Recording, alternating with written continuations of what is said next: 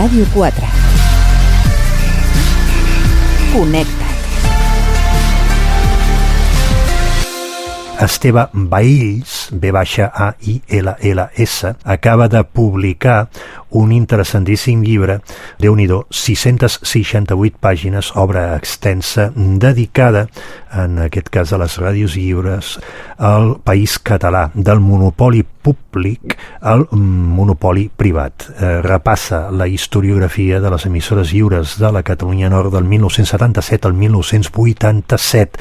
Qui és Esteve Baills? Esteve Baills, professional també de France Roussillon, va estar allà fent ràdio del 91 al 2011. Abans havia estat també ja de ben jove col·laborant a la Gran Ràdio Rels. Per tant, aquesta publicació, Ràdios lliures al país català, del monopoli públic al monopoli privat, 1977-87, d'aquestes publicacions de l'Oliver, tal com sona, publicacions de l'Oliver de la ciutat de Perpinyà.